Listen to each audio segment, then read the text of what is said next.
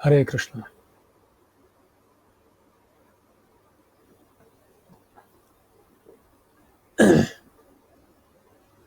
कल हनुमान जयंती था और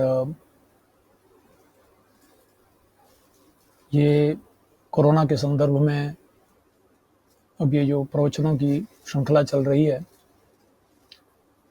उसमें मुझसे निवेदन किया गया कि कुछ किसी एक विषय पे आप चर्चा करें, क्योंकि कल हनुमान जयंती था। तो मैंने कहा कुछ हनुमान जी के बारे में वर्णन करेंगे और इसीलिए मैंने सुंदरकांड को चुना, जिसके विषय में हम कुछ चर्चा करना चाहेंगे।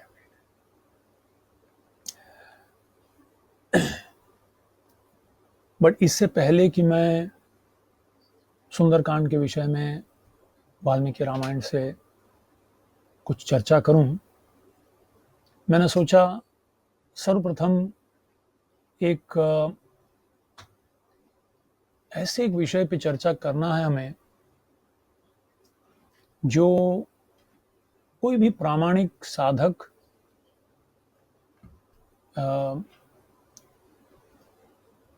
जिज्ञासु व्यक्ति जो सही में जिस उद्देश्य से ये ग्रंथ लिखे गए थे उन उद्देश्यों का अगर लाभ लेना चाहता है तो किस व्यक्ति से कैसे भाव से ये सुनना है, ये विषय आज मैं चर्चा करना चाहूँगा। मुझसे पूछा गया कि इस आज के प्रवचन का जो शीर्षक क्या होगा, तो मैंने कहा सोर्स इज द फोर्स, यानी किस स्रोत से, किस उद्गम स्थान से, किस व्यक्ति से हम ये हरि कथा, भगवान की जो सुंदर विषय पे चर्चा है, किससे सुन रहे हैं, ये बहुत ही महत्व रखता है। ये विषय क्यों मैंने खास चुना, इससे पहले कि मैं सुंदरकांड के ऊपर चर्चा करूं, उसका उद्देश्य ये है कि कुछ हफ्ते पहले मैं अपने एक रिश्तेदार के यहाँ गया था और वो हमेशा टीवी देखते हुए बैठते हैं पर क्योंकि मैं वहाँ आया हुआ था तो उन्होंने सोचा कि भाई कोई प्रभु जी आए हुए हैं और ये हरे कृष्ण से जुड़े हुए हैं, चलो इनको कुछ आध्यात्मिक सीरियल दिखाएंगे। तो उन्होंने प्री रिकॉर्डेड एक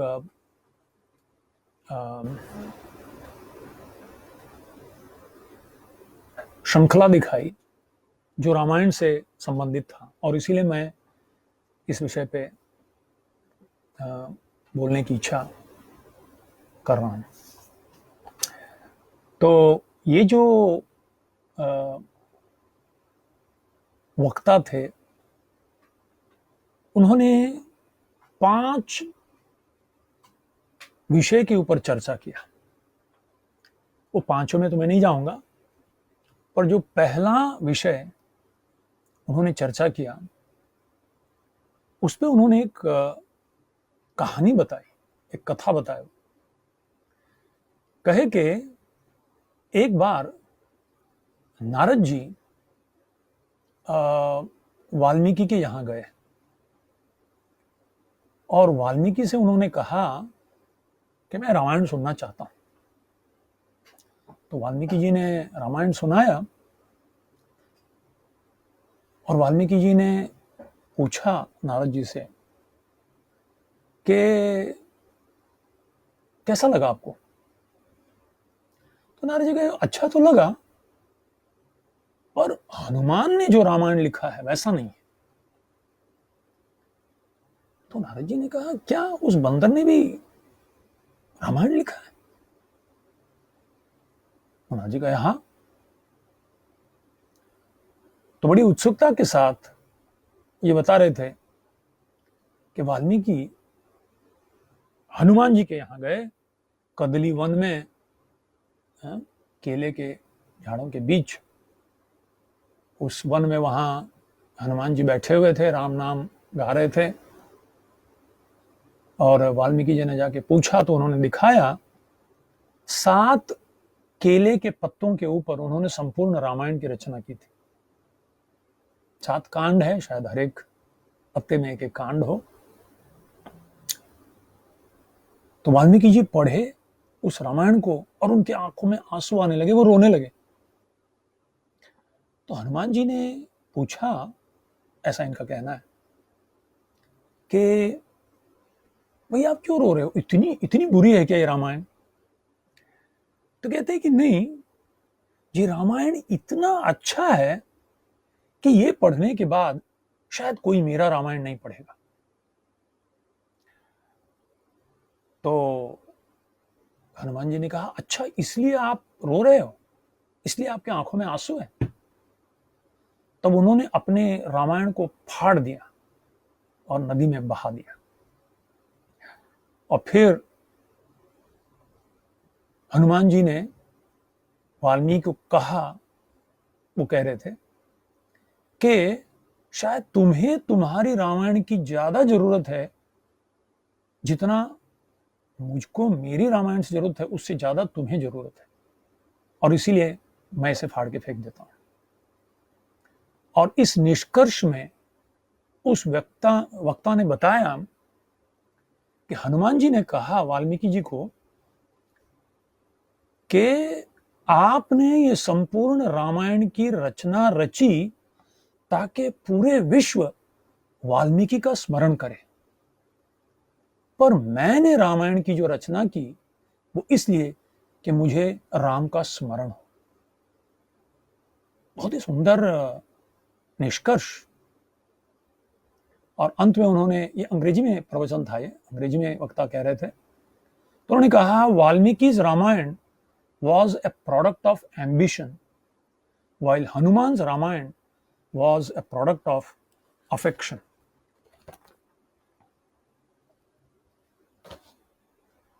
तो ये जब मैं सुना और वो पूछ रहे थे मुझे कैसा लगा आपको ये, तो मैं बड़ी मुश्किल से अपने आप को नियंत्रण कर रहा था और बड़े ठंडे दिमाग से उन्हें समझाने लगा कि ये निष्कर्ष जो है बहुत ही अद्भुत है। अगर कोई कॉरपोरेट में जाके अगर आपको कुछ संदेश देना है, या लेखकों के बीच अगर ये संदेश देना है कि भाई लिखते वक्त अपने हृदय से लिखो, सिर्फ नाम कमाने के लिए मत लिखो, ये बहुत अच्छी बात है। और मेरा नम्र निवेदन है ऐसे लोगों से कि कृपया इसमें रामायण के किसी व्यक्तित्व को खींचे ना जबरदस्ती। मुझे नहीं मालूम ये कौन से शास्त्र में से निकाला गया है, वैसे बहुत सारी लोक कथाएं भी होती हैं, पर ये जो निष्कर्ष इन्होंने निकाला, इसमें हनुमान जी का गुणगान हुआ, रामायण का गुणगान हुआ, पर आपने वाल्मीकि जी को नीच दिखा दिया।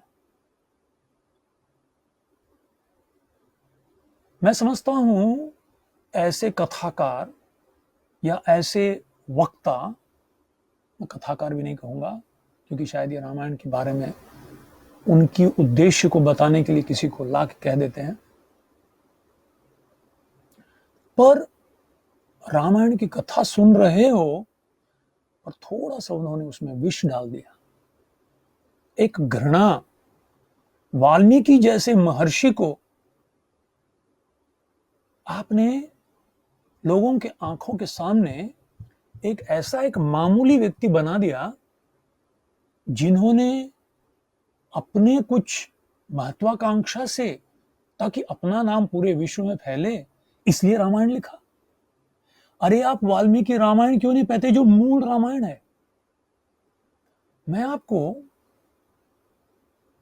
वाल्मीकि रामायण के जो मूल रामायण है, कहीं भी अगर आज रामायण आप सुन रहे हो किसी व्यक्ति से भी, तो उसका मूल स्रोत वाल्मीकि है। और ये वर्णन कहां आता है? ये वाल्मीकि रामायण, जिससे पूरे विश्व भर में, तीनों लोकों में रामायण की कथा प्रसिद्ध है, उसके स्रोत वाल्मीकि रामायण। और रामायण के पहले ही 2 अध्याय मैंने कहा मेरे रिश्तेदारों को, आप इसके बारे में पढ़े। आप रामायण के प्रथम अध्याय में शुरुआत ऐसे होती है जहां वाल्मीकि जी अपने आश्रम में बैठे हुए। अच्छा, प्रश्न कभी कभी ये उठता है लोगों से कि रामायण की रचना कब हुई? राम के अवतार लेने से पहले हुई, राम के इस धरातल पर लीला करते वक्त ही हुई, या प्रभु रामचंद्र जी के लीला समाप्त करके भगवत धाम जो चले गए तत्पश्चात हुई? कई लोग अलग अलग कहते हैं, पर यह स्पष्ट वर्णन है रामायण में कि जब प्रभु रामचंद्र जी ने माता सीता को वाल्मीकि आश्रम में भेज दिया था और वहां वो निवास कर रही थी, और लव कुश का जन्म हो चुका था, और वो करीब 11-12 साल के करीब थे।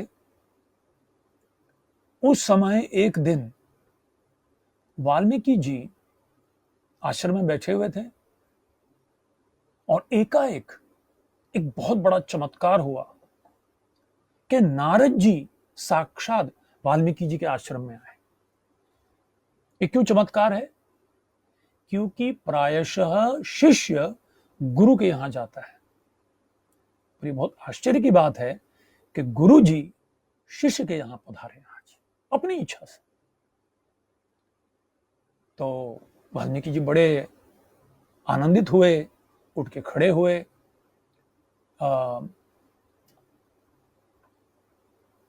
उनकी पूजा की, उनको अपने आसन पे बैठाया, उनके चरणों में बैठ गए। और दूसरा चमत्कार, वाल्मीकि हृदय में प्रेरणा मिली प्रश्न पूछने के लिए, क्योंकि योग्य व्यक्ति से योग्य प्रश्न भी पूछना चाहिए। उनसे ये नहीं पूछना चाहिए कि अभी कोरोना का हालत क्या चल रहा है, ये साधुओं से पूछने वाली प्रश्न नहीं है। कितने लोग मरे, कितने लोग जीवित है, कितने लोग संक्रामक है।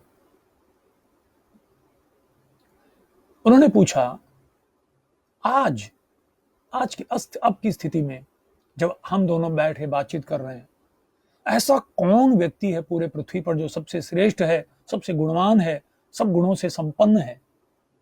और उसके उत्तर में प्रथम अध्याय वाल्मीकि रामायण का 100 श्लोक में संपूर्ण राम कथा सार में निचोड़ निकालकर नारद जी ने संक्षिप्त रूप में सुना दिया, जो आज बाल रामायण के नाम से जाना जाता है। और तत्पश्चात नारद जी वहां से चल पड़े। तो वाल्मीकि जी उठे और स्नान करने गए नदी में अपने शिष्यों के साथ। तो दूसरा चमत्कार, जब वो स्नान कर रहे थे तो एक नर और मादा क्रौंच पक्षी आपस में प्रेम विहार करते हुए ऐसे भ्रमण कर रहे थे, एक के पीछे एक भाग रहे थे। और उसी क्षण किसी शिकारी ने एक तीर मारकर उस नर पक्षी को मार डाला, क्रौंच पक्षी को। और वो मादा पक्षी बहुत ही बड़ी दुख के साथ, पीड़ा के साथ क्रंदन करने लगी। और इसे देखकर वाल्मीकि जी ने, उनके मुख से एक शोक से एक वचन निकला। और वचन क्या था? मां निषाद प्रतिष्ठाम त्वम अगमः शाश्वती समाह, यह क्रौंच मिथुनादेकम अवधि ही काम मोहितम। कहते हैं कि हे निषाद, तू जहां कहीं भी हो, मैं ये कहता हूं कि तुझे कभी शांति नहीं मिलेगी, शाश्वत रूप से तुझे शांति नहीं मिलेगी। तूने बिना अपराध के क्रौंच पक्षी के जो नर मादा प्रेम से आदान प्रदान कर रहे थे, मिथुनादेकम, आपस में संगम करने जा रहे थे, उस समय तूने उस नर पक्षी को मार डाला है, और इसीलिए मैं तुझे शाप देता हूं, तू कभी सुखी नहीं रहेगा, तुझे कभी शांति नहीं मिलेगी। कोई कह सकता है कि वाल्मीकि खुद ही एक शिकारी थे, वो तो पहले ही इस तरफ से करते थे, तो आज इस पक्षी को शाप क्यों दे रहे हैं और इस व्यक्ति को शाप क्यों दे रहे हैं? शिकारियों में भी एक नियम होता है कि जब आपस में पशु या पक्षी संगम कर रहे हो, सृजन की क्रिया में लगे हुए हों, गीता में भगवान कहते हैं कि वो संबंध, मैथुन का संबंध जो सृजन के हेतु एक पवित्र क्रिया है, सृष्टि की सृजन, उसको बनाए रखने के लिए जो कार्य है, एक पवित्र कार्य है। धर्मा अविरुद्धो भूतेषु कामोस्मि भरतर्षभ, मैं वो काम वासना हूं जो धर्म के विरुद्ध नहीं है। तो शिकारियों में भी ये नियम है कि अगर वो एक मैथुन क्रिया में लगे हो, उस समय उन्हें मारना नहीं चाहिए, और इसीलिए वाल्मीकि जी शाप देते हैं कि तुझे कभी शांति नहीं मिले। पर अपने शिष्य भरद्वाज से पूछते हैं कि भरद्वाज, तुमने सुना जो मेरे मुख से ये शोक से कुछ शब्द निकले, एक कितने सुंदर श्लोक में ये परिवर्तित हो गया, और ये इतने सुंदर से श्लोक के रूप में निकला कि वाल्मीकि जी के मन में लगातार वो घूम रहा है। स्नान किए और आके बैठे, शिष्यों के साथ वार्तालाप शुरू किए, शिक्षण शुरू किए, पर मन ही मन ये श्लोक बार बार घूम रहा है। कितना सुंदर श्लोक है, शोक में से निकला हुआ ये श्लोक।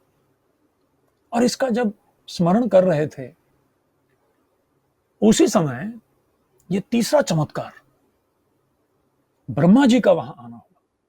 साक्षात ब्रह्मा जी ब्रह्मलोक से वहां पधारे वाल्मीकि के आश्रम में। तो वाल्मीकि जी खड़े हुए, उनको प्रणाम किया, उनके चरणों को धोए और चरणों में बैठकर हाथ जोड़कर कहते हैं कि प्रभु, ये मेरा अहोभाग्य है कि आपके चरण कमल हमारे इस कुटिया में पड़ी है, आश्रम में पड़ी है। कहिए मैं आपकी क्या सेवा कर सकता हूं। पर मन ही मन अब भी उनके मन में वो श्लोक चल रही है। ब्रह्मा जी मुस्कुराते हैं और कहते हैं कि वाल्मीकि, हे ऋषिवर, ये जो आपके मन में ये श्लोक चल रहा है, ये मेरे द्वारा, सरस्वती के द्वारा आपके मुख में ये, हृदय में ये स्फुरित हुआ है, और इस श्लोक के आधार पर आप कृपया संपूर्ण रामायण जो आपने नारद जी से आज सुबह सुना, उसका आप ग्रंथ के रूप में वर्णन कीजिए इसी श्लोक के आधार पर। हो सकता है कि वाल्मीकि जी के मन में एक संशय हो कि मुझे कैसे मालूम रामचंद्र जी कहां कहां गए, क्या क्या मन में सोचा, क्या क्या बोले, क्या क्या किए, सीता जी, लक्ष्मण, भरत, शत्रुघ्न, कहां कहां क्या क्या हुआ, मुझे क्या मालूम। और तब ब्रह्मा जी कहते हैं कि मेरे कृपा से वाल्मीकि जी आपके हृदय में, जैसे देखते हैं ना आंखों देखा हाल, बोले संपूर्ण रूप से हर एक के मन में, हर एक की वाणी, गुप्त स्तर में, एकांत में जो घटना घटी, संपूर्ण रामायण में जितने सारे व्यक्तित्व हैं, वो कब कौन सा प्रसंग कहां हुआ, ये सब आपके मन में स्फुरित होगा और आपके लिखे हुए ग्रंथ के वाक्यों में एक भी शब्द असत्य नहीं होगा। वाल्मीकि की इच्छा नहीं थी रामायण लिखने के लिए, अपना नाम कमाने के लिए, Guinness book of world record में जाने के लिए, नोबेल लॉरिएट बनने के लिए, लिटरेरी प्राइज लेने के लिए। वाल्मीकि को नारद जी आके सुनाए, दैव प्रेरित श्लोक निकला।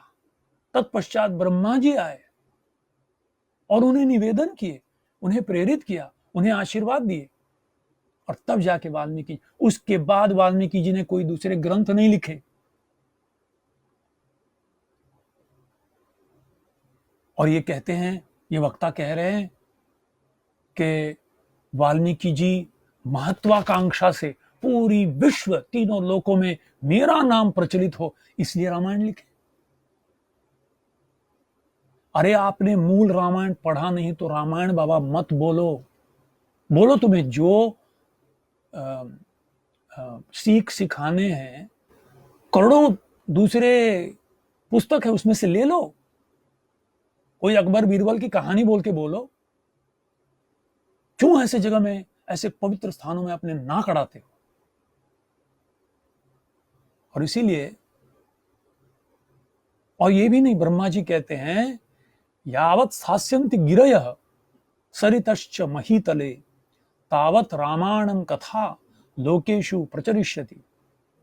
जब तक इस पृथ्वी पर पर्वत रहेंगे और नदियां रहेंगी, तब तक ये रामायण, आपके रचित ये जो रामायण है वाल्मीकि जी, ये इसकी रचना चलेगी। तो मेरा इस कथा का, इस प्रसंग का वर्णन करने का उद्देश्य ये था, क्योंकि ये जो लोक कथा हम कहते हैं, कभी कभी है तो लोक कथा का स्रोत कहां से आया किसी को नहीं मालूम। प्रवचनकार ने सिद्धांत के विरुद्ध न जाकर किसी प्रसंग को बड़े मधुर से प्रस्तुत करने हेतु दो तत्व के जो प्रसंग हैं उन्हें जोड़ने के लिए एक सुंदर तरीके से उदाहरण दिए हो। अगर वो सिद्धांत के विरुद्ध नहीं है और उसमें रसाभास नहीं है तो ये चलता है। उदाहरण के लिए, इसीलिए कृष्णदास कविराज गोस्वामी भी चैतन्य चरितामृत में कहते हैं, सिद्धांत बोलिया चित्ते ना करो आलस, इहा होइते कृष्ण लागे सुदृढ़ मानस। सिद्धांत को अच्छी तरह से समझो। सिद्धांत बोलिया चित्ते ना करो आलस, मूल ग्रंथ को पढ़ने में आलस्य मत करो, समझने का प्रयास करो। अगर मूल ग्रंथ पढ़ने का समय नहीं है तो सही व्यक्ति से कम सुनो। एवं परंपरा प्राप्तम इमं राजर्षयो विदुः सकाले ने महता योगो नष्टः परंतु। भगवान भी गीता में अर्जुन को कहते हैं कि काल के प्रभाव से, हे अर्जुन, ये ज्ञान लुप्त प्राय हो गया है और इसीलिए मैं फिर से तुम्हें सुना रहा हूं। तो ये बहुत जरूरी है। श्री वार्षभानवी देवी दयिताय कृपाब्धये रूपानुग विरुद्ध अपसिद्धांत ध्वंत हारिणे। श्रील भक्ति सिद्धांत सरस्वती ठाकुर की प्रणाम मंत्र में, श्रील प्रभुपाद जी के जो गुरु थे उनके प्रणाम मंत्र में यह वर्णन आता है, रूपानुग विरुद्ध अपसिद्धांत ध्वंत हारिणे। कि सिद्धांत के विरुद्ध जब भक्त सुनता है उसको बहुत पीड़ा होती। भगवान की निंदा, उनके शुद्ध भक्तों की निंदा, उनके उद्देश्य को न समझते हुए उनमें किसी प्रकार की दोष दिखाना, उनको लोगों के आंखों में कमी दिखाना, अतृप्त दिखाना, या उसमें कुछ गलतियां दिखाना, जिससे उस ग्रंथ के बारे में लोगों के हृदय में संशय उत्पन्न हो, ये बहुत बड़ा दोष है, बहुत बड़ी गलती है। तो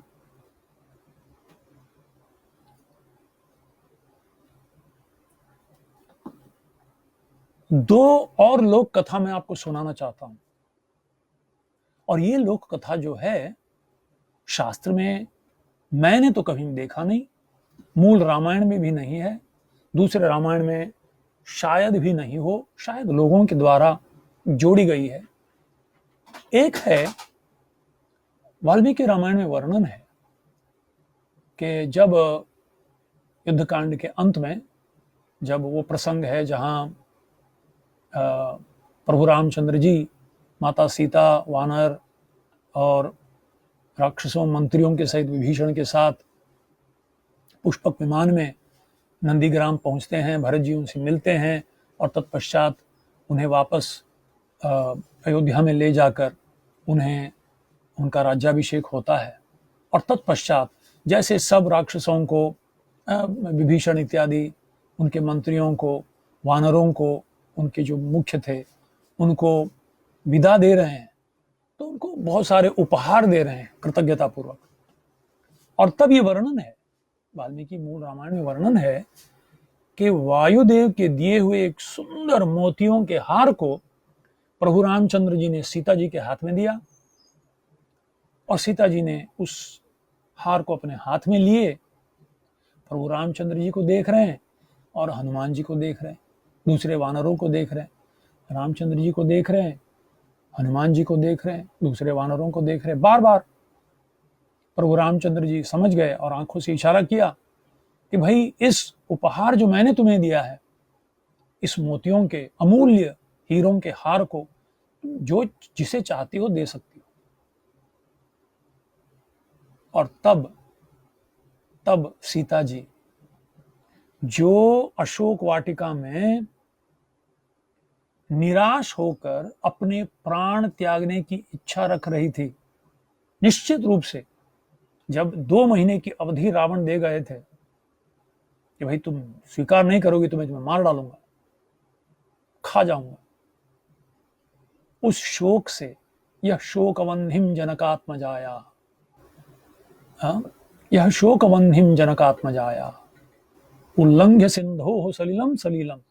हनुमान जी के बारे में सुंदर श्लोक है, उल्लंघ्य सिंधो सलिलम, सलिलम यानी पानी, इस सिंधु के पानी को सलिलम सलीलम, एक लीला के रूप में, जैसे एक बच्चा गोष्पदी कृतवारीशम, एक बछड़े के खुर में जितना पानी हो जाता है, ऐसे बनाकर इसने आराम से उल्लंघ्य सिंधो हो सलिलम सलीलम, लीला के रूप में हंसी मजाक में खेलते खेलते, जैसे बच्चे खेल कूद में कुछ कर लेते हैं, ऐसे सलिलम सलीलम।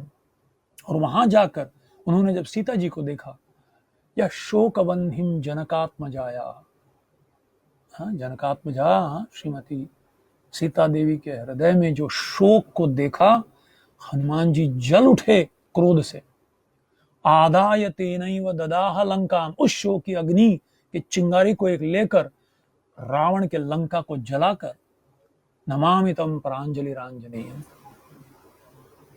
उस निराश जनक सीता जी के हृदय में आशा दिलाकर, विश्वास दिलाकर, निश्चित रूप से प्रभु रामचंद्र जी आएंगे और आप ले जाएंगे माते, इस प्राण प्रदान किए। और इसी तरह से प्रभु रामचंद्र जी को भी प्राण प्रदान किए हनुमान जी। प्रभु रामचंद्र जी प्राण छोड़ने वाले थे सीता के विरह में। इसलिए तो तुलसीदास जी कहते हैं, कहा भरत सम तुम प्रिय भाई, सहस वदन तुम्हारो यश गावे, अस कई श्रीपति कंठ लगावे। इस तरह से सीता जी कृतज्ञता पूर्वक उस हार को देती है हनुमान जी के हाथ। इतना ही बस, वर्णन इतना ही है वाल्मीकि रामायण। पर कई कथाकार इतने सुंदर से उसमें रुचि पैदा करने के लिए एक सुंदर प्रसंग इसमें जोड़ते हैं और वो कहते हैं कि हनुमान जी ने हार लिया, हीरों का हार, और उसे तोड़ दिए और एक एक हीरो को लेकर चबाते थे, चबा के तोड़ के ऐसा देखते थे और फेंक देते थे, फिर देखते थे और तोड़ते थे, फिर फेंक। सीता जी ने कहा, भाई क्या कर रही है तू, ये बंदर के हाथ में ऐसे देखे तो यही होगा। तो बहुत आश्चर्यचकित हो गई। माता सीता ने हनुमान जी से पूछा कि हनुमान, ये बताओ, मैंने तुम्हें इतने अमूल्य हीरों का हार दिया और तुम उसे एक एक मणि को भी तोड़ तोड़ के फेंक रहे हो, इसका कारण क्या है? और हनुमान जी कहते कि माते, मैं देख रहा हूं इस हीरो में रामचंद्र जी हैं क्या, राम का नाम है क्या? अगर नहीं तो माते, ये हीरे मेरे लिए पत्थर के टुकड़ों के समान है। अगर कोई भी वस्तु भले हीरे जैसे मूल्यवान क्यों ना हो, अगर वो प्रभु रामचंद्र जी की सेवा में नहीं आ सकती तो हे माते, वो मूल्यवान हीरा भी मेरे लिए पत्थर जैसा है। अगर एक पत्थर प्रभु रामचंद्र जी के सेवा में आ सके तो मेरे लिए वो हीरे से भी ज्यादा मूल्यवान है माते। न मुझे हीरा से लेना देना है, न मुझे पत्थर से लेना देना है, मुझे तो राम की सेवा से लेना है। रामदूत अतुलित बलधामा, ये रामदूत है। तो ये कहीं शास्त्र में वर्णन नहीं है।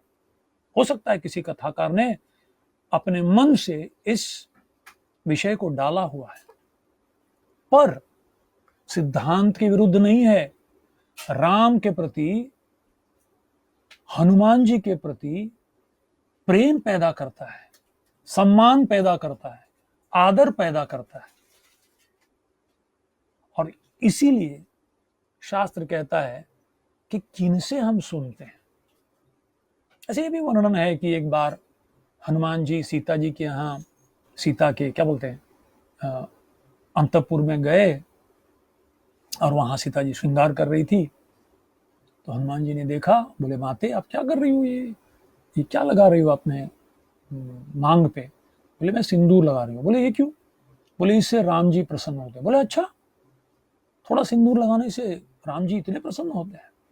और एक छलांग मारा हनुमान जी ने और सीधा मार्केट में जो सिंदूर का एक ढेर पड़ा हुआ था उसमें जाके छलांग मार दी और दूसरे छलांग में सीधा प्रभु रामचंद्र जी के कमरे में।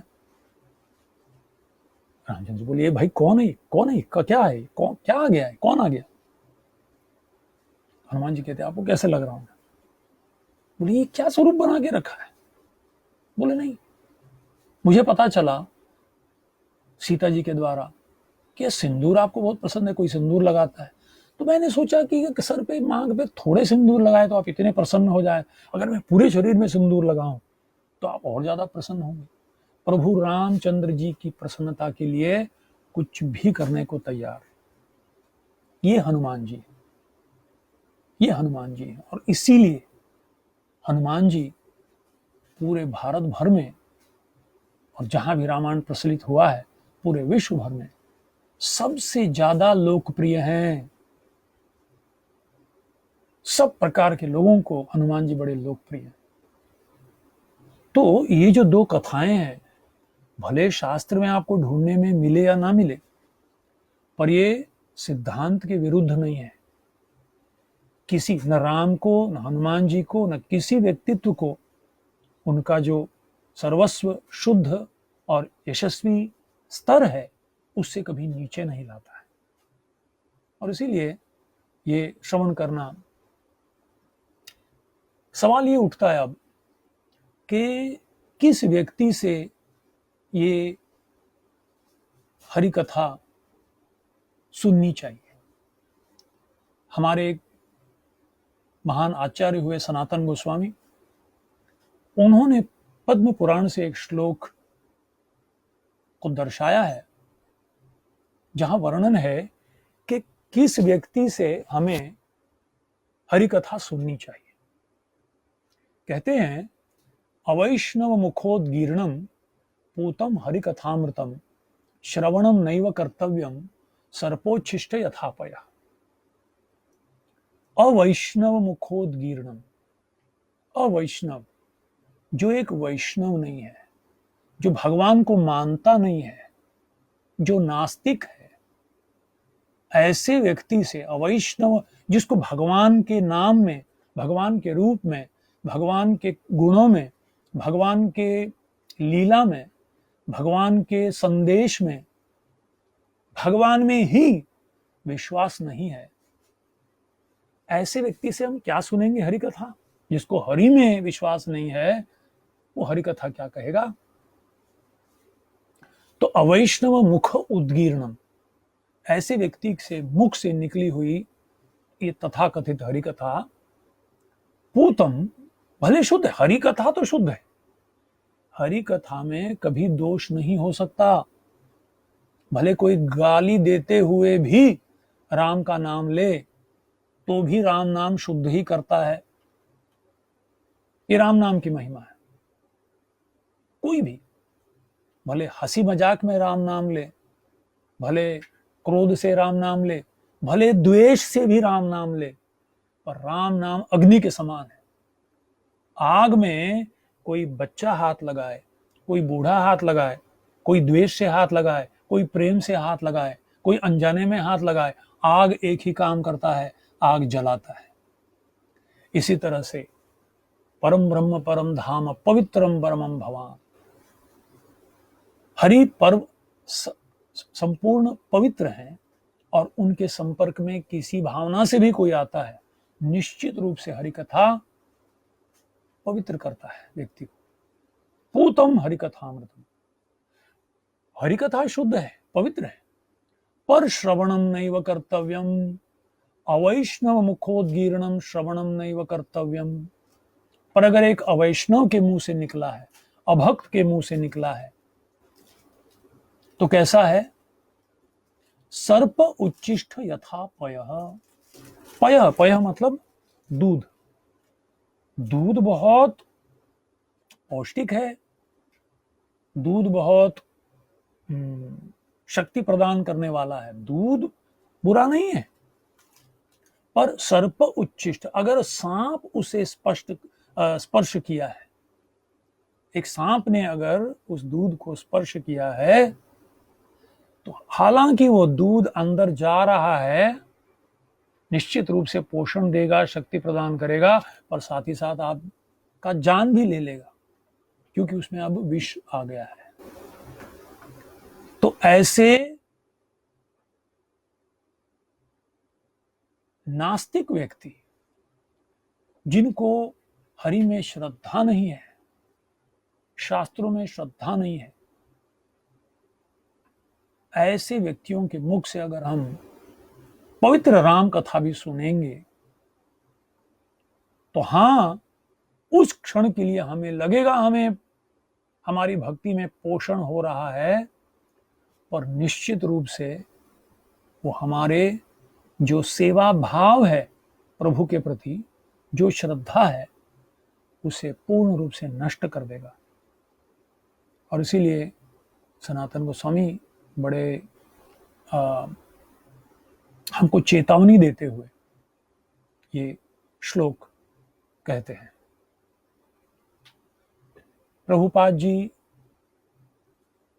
भगवत गीता के 7वें अध्याय के 15वें श्लोक में नमाम दुष्कृतनो मूढ़ा प्रपद्यन्ते नराधमाः माया अपहृत ज्ञान आसुरम भावमाश्रिता। इस श्लोक में इसके तात्पर्य में एक बहुत ही सुंदर बात लिखते हैं। 7वें अध्याय का 14वां श्लोक क्या कहता है? 14वां श्लोक कहता है, दैवी एषा गुणमयी मम माया दुरत्यया। अंततः हम ये हरि कथा क्यों सुन रहे हैं? मम माया दुरत्यया, इस जन्म मृत्यु जरा व्याधि के चक्कर से हमें निकलना है। एक बहुत बड़ा सागर है, महासागर, इससे पार कर पाना असंभव है। दैवी ही ऐसा गुणमयी, 3 गुणों से बनी हुई ये माया जो है, मम माया दुरत्यया, पार कर पाना असंभव है, नामुमकिन है। पर एक तरीका है, माम एव ये प्रपद्यन्ते मायामेताम तरन्ति थे। कोई व्यक्ति पूर्ण रूप से मेरी शरण में आता है तो वो बड़ा सागर बछड़े के खुर में भरा हुआ पानी जैसे, चुल्लू भर पानी जिसे कहते हैं, ऐसे बन जाता है। माम एव ये प्रपद्यन्ते मायाम एताम तरन्ति थे, यानी सारे समस्याओं का एक हल है, वो है पूर्ण रूप से भगवान की शरण जाना। और इसीलिए हम हरि कथा सुनते हैं, ताकि भगवान में श्रद्धा बढ़े, उनकी अचिंत्य शक्ति में हमारी श्रद्धा बढ़े, उनके नाम कैसे उनसे अभिन्न है, उनके रूप कैसे उनसे अभिन्न है, उनके गुण कैसे उनसे अभिन्न है, उनकी लीला कैसे उनसे अभिन्न है, ये समझ में आए, उनके नाम रूप गुण लीला का आश्रय ले, अपने अंतःकरण की शुद्धि हो और हम भगवत धाम जा पाए। इसी उद्देश्य से तो हमारी कथा सुनते हैं। तो प्रभुपाद जी उसके अगले श्लोक के तात्पर्य में लिखते हैं, अगर भगवान की शरण जाना इतना सरल है, दीन बंधु दीनानाथ मेरी डोरी तेरे हाथ, सरल सी बात है। जैसे द्रौपदी ने आश्रय लिया, तो अगर इतना सरल है तो बड़े बड़े वैज्ञानिक, बड़े बड़े दार्शनिक, बड़े बड़े राजनीतिज्ञ ये क्यों नहीं कहते लोगों को, भाई इतनी सरल सी बात है भाई कि आप एक बार कह दो कि मैं प्रभु मैं आपकी शरण आया हूं, तो भव सागर को पार कर सकते हो। ये छोटी मोटी समस्याओं तो सबसे बड़ी समस्या को पार कर सकते हो, तो फिर आप क्यों नहीं जाते जी? इतने बड़े बड़े योजना बना रहे हैं हमारे दार्शनिक, इतने सिद्धांतों की खोज कर रहे हैं सत्य को जानने की और समस्याओं से दूर होने के लिए। वैज्ञानिक बड़े बड़े समस्याओं को हल करने के लिए ढूंढ रहे हैं, बड़े बड़े राजनीतिक योजना बना रहे हैं। अगर इतनी सरल सी बात है तो फिर क्यों नहीं इसको स्वीकार करते? और इसके उत्तर में श्रील प्रभुपाद जी लिखते हैं कि सही दार्शनिक, सही वैज्ञानिक, सही राजनीतिज्ञ कौन है? जो लोगों को पूर्ण रूप से भगवान के ऊपर श्रद्धा जिसके हृदय में पैदा करने के लिए अपने भगवान की दी हुई कला को, क्योंकि वो कला भगवान की दी हुई है, बुद्धिमानों का बुद्धि मैं हूं, शक्तिशालियों का शक्ति मैं हूं, पौरुषम नृषु, पौरुष जो करते हैं पराक्रम, ये पुरुषार्थ करने की शक्ति मैं हूं। तो इस चीज को जो वैज्ञानिक, जो दार्शनिक, जो राजनीतिज्ञ, जो शैक्षणिक कार्य में लगा हुआ है, अगर इन चीजों तक लाता है, वो असली वैज्ञानिक है, वो असली दार्शनिक है, वो असली राजनीतिज्ञ है। जो अपने ऊपर निर्भर हैं, उनको भगवान की सेवा में लगाए, भगवान के प्रति उनके श्रद्धा को बढ़ाए। नहीं तो गीता में कहते हैं, नमाम दुष्कृतिनो मूढ़ा प्रपद्यन्ते, शरणागत होना है मूढ़ व्यक्ति, गधे, नराधमा, मनुष्यों में सबसे नीच, अधम, आसुरम जो आसुरिक प्रवृत्ति वाले हैं, नास्तिक हैं, जो भगवान से द्वेष करते हैं, और माया अपहृत ज्ञान, जिनकी बुद्धि माया ने अपहरण कर लिया है। दुर्भाग्यवश ऐसे तमाम दुष्कृति, कृति यानी बहुत ही कलाकार हैं ये लोग, बुद्धि है इनके पास, ज्ञान है इनके पास, कलाएं हैं इनके पास, पर दुष्कृति उसको ऐसी तरह से उसको उपयोग करते हैं जिससे न केवल अपना उसमें हानि होता है, बल्कि पूरे संसार को अधोगति में जाने में वो प्रेरित करते हैं। तो ऐसे व्यक्ति से आप न सुनिए। तो श्रील प्रभुपाद जी यहाँ समझाते हैं उस श्लोक में कि ये श्रवण करना, ऐसे व्यक्ति से सुनना, ये बड़ा महत्वपूर्ण है। नहीं तो आपको इंफॉर्मेशन इंफॉर्मेशन इंफॉर्मेशन ये तो मिलेगा, पर नो ट्रांसफॉर्मेशन। ये केवल इंफॉर्मेशन रह जाएगा आपके हृदय में, आपकी बुद्धि में, और हृदय का ट्रांसफॉर्मेशन नहीं होने वाला, परिवर्तन नहीं होने वाला। पर तद्वाग विसर्गो जनताघ विप्लवो यस्मिन् प्रतिश्लोकम अबद्धवत्यपि नामानि अनंतस्य यशोंकितानि यत् शृण्वन्ति गायन्ति गृणन्ति साधवः। प्रामाणिक व्यक्ति वो है, सही में साधु व्यक्ति वो है, सही जिज्ञासु व्यक्ति वो है जो सत्य की खोज में है।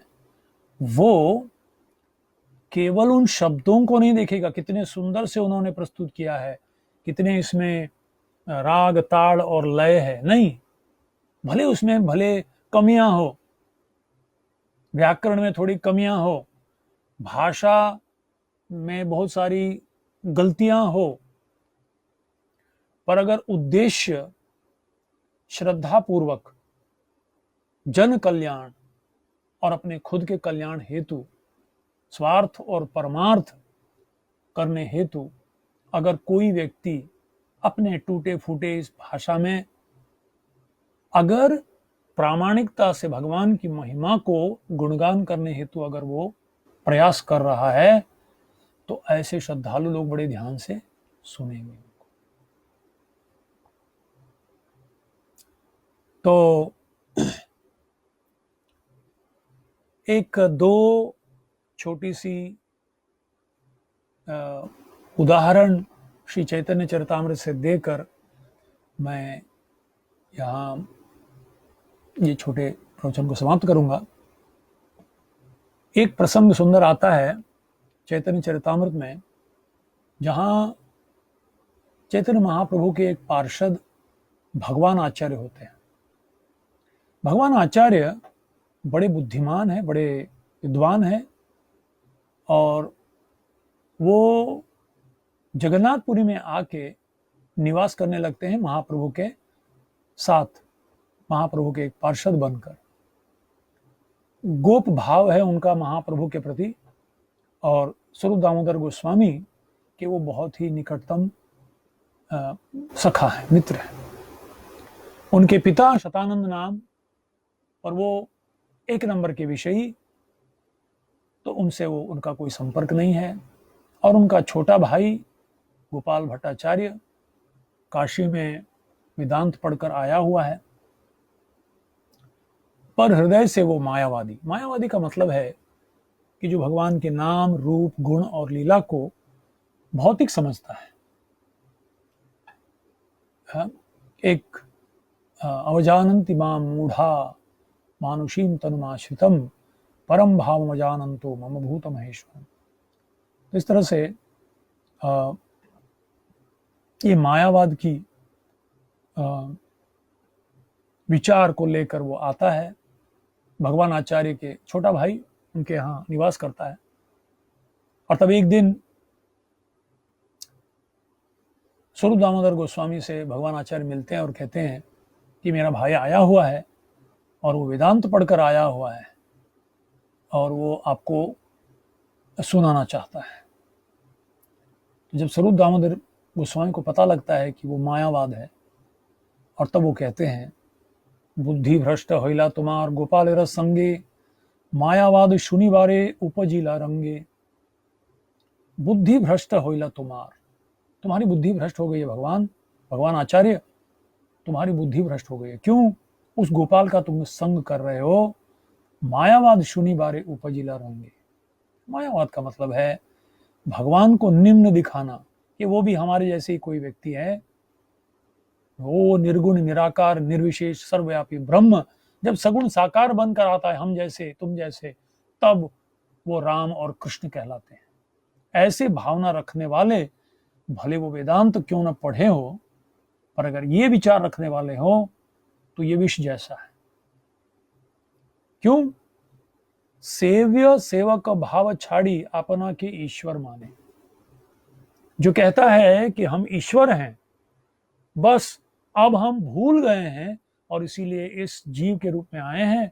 जिस दिन हम ये ज्ञान प्राप्त कर लेंगे, तब हम भगवान बन जाएंगे, भगवान में लीन हो जाएंगे, और तब समझ में आएगा कि हम ही वो निर्गुण निराकार निर्विशेष सर्वव्यापी ब्रह्म है। हनुमान जी का एक सुंदर प्रसिद्ध वाक्य है भवबंध छिदे तस्य स्पृहयामि न मुक्तये भवान प्रभु अहम दासः इति अत्र विलुप्यते। हनुमान जी कहते हैं प्रभु रामचंद्र जी से, भवबंध छिदे तस्य, भवबंधन से मुक्त हो जाऊं, ऐसी मुक्ति मुझे नहीं चाहिए प्रभु। अगर आप मेरे प्रभु और मैं आपका दास, ये भावना अगर चली जाए तो धिक्कार है उस मुक्ति पे जहां मैं आप में लीन होकर आपकी सेवा को छोड़ दूं। क्योंकि ये सेवा का जो रस है, भक्ति का जो रस है, इसका आस्वादन, ये एक ऐसा सिंधु है जिस सिंधु के सामने मुक्ति का आनंद एक बिंदु है। मुझे वो नहीं चाहिए, क्योंकि मैं भक्ति रस का, अमृत का, सिंधु का आस्वादन कर रहा हूं। तो इस तरह से भगवान आचार्य को स्वरूप दामोदर गोस्वामी कहते हैं। फिर उनके यहाँ एक विद्वान आता है और वो कहता है कि मैंने बहुत कथा लिखी है, और उसके पास कलाकार है, वो बहुत सुंदर से लिखता है। और फिर किस तरह से वो प्रस्तुत करता है, और उसके अंदर भी जो मायावाद है, उसके अंदर भगवान को निम्न दिखाना, उनके भक्तों को निम्न दिखाने का जो अज्ञान में गलती किया होता है, और जो भक्त भी नहीं पहचान पाते। भक्त कहते बहुत अच्छा लिखा है भाई, उसका आनंद ले रहे हैं। जैसे मैंने मेरे रिश्तेदारों को रामायण सुनते हुए देखा, पर जब मैंने उनको समझाया तब वो बोले, ओह ये तो मुझे मालूम नहीं था कि हम एक का गुणगान कर रहे हैं पर दूसरे की निंदा कर रहे हैं, उनको कम दिखा रहे हैं, उनको नीच दिखा रहे हैं, उनके प्रति श्रद्धा हमारी घट जाएगी, उनके ग्रंथ को पढ़ने में उत्साह नहीं रहेगा, श्रद्धा नहीं रहेगा। तो इस तरह से मेरा आज के इस श्रृंखला का पहला जो विषय था वो ये था, सोर्स इज द फोर्स। अगर हरिकथा हमें सुनना है, रामायण, महाभारत, भागवत, ऐसे पवित्र ग्रंथों की भगवान से संबंधित, भागवत यानी भक्त, भगवान और भक्ति, ये तीन ही चीज जहां है, ऐसे ग्रंथों की अगर व्याख्यान में सुनना है तो किस व्यक्ति से सुनते हैं, ये बहुत महत्वपूर्ण है। तो कल हम सुंदरकांड को लेंगे और कल का विषय ये होगा कि इस सुंदरकांड में सुंदर कौन है। बाल कांड है, अयोध्या कांड है, किष्किंधा कांड है, अरण्य कांड है, युद्ध कांड है, ये तो स्पष्ट है। कभी बाल कांड में बाल लीला की चर्चा हुई है, अयोध्या कांड में अयोध्या में बहुत बड़ा कांड हो गया, किष्किंधा कांड में किष्किंधा में क्या हुआ, अरण्य कांड में वन में क्या हुआ, दंडकारण्य में, युद्ध में युद्ध हुआ। तो ये सुंदर कांड क्या है, और ये सुंदर कांड इतना प्रसिद्ध क्यों है कि एक सुंदर कांड भी पढ़ लो तो भी संपूर्ण रामायण पढ़ने का लाभ और उसका जो प्रयोजन है वो हो जाता है। तो कल हम इस सुंदर कांड में सुंदर कौन है इसका विषय हम कल लेंगे। धन्यवाद। जय Shri Ram. RG Media YouTube channel, like, share, subscribe.